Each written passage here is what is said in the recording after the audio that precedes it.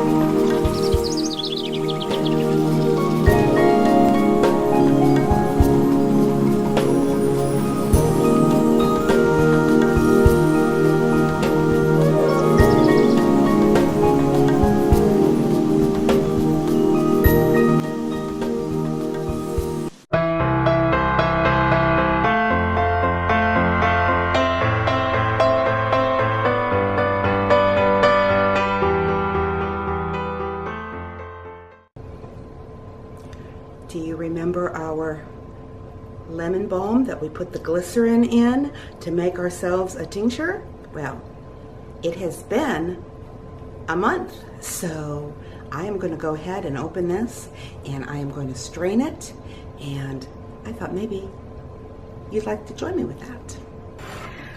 So what I've done here is I just have a strainer, and my one with a handle that was bigger, it broke. It just started to separate and I need to get a new one. So this is it, or something really, really tiny, and didn't want to do that. So this is what we're going to use because this is what I have right now. And I just put some cheesecloth in there so that we can really strain this. And I'm just going to dump this in here.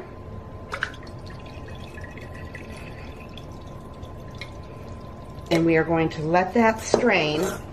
And then I'm going to take my cheesecloth. I'm actually going to try to get as much out of it as I possibly can. So I'm just going to take my four corners here and just kind of give it a little twist so that I don't, it doesn't come open on me.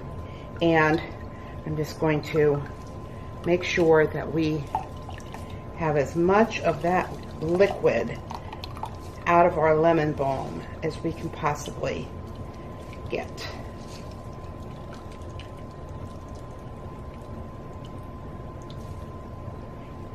And it's amazing how much really stays in there. You really do need to squeeze it. So at this point, all I'm going to do is put this into my bottle. Now, I really should have an amber darker bottle, but I don't have one. So I am just going to make sure that this stays in a dark place all the time. So I'm just going to go ahead and I'm going to put that in here, and we are done. But I did read, and I thought this was kind of interesting. They said that you can actually do a double dose. You can pick yourself some more lemon balm leaves and clean them and chop them on up, and then you can stick them back in here and let that go for another 4 weeks. And it's kind of like, I guess extra strong. I am not going to do that. It has just been raining all day here. Yeah, it's been one of those days that there's just been no sunshine. And I have had very little motivation because, there's nothing like the sunshine just to help motivate you to want to do things. And it's been a struggle today for me. Anyways, yeah, that's why I didn't even make my husband some dinner, right? I will talk to you in a little while. For our devotion today, we are going to be reading Genesis chapter 1, verse 26. Then God said, "Let us make mankind in our image, according to our likeness." One of the oldest questions known to man is, why am I here? And what is my purpose? And realizing what it means to be made in the image of God is when we will begin to understand why we are here and what our purpose is in life. And I have 4 points to help us realize what that means.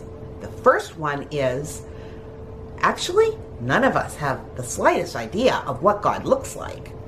Being made in the image of God has nothing to do with physical appearance. It does mean that we possess knowledge, the ability to think and to reason, which is unlike any other of God's creation. You don't find any oceanic colleges for porpoises, and you don't find the Amazon jungle university for great apes or monkeys.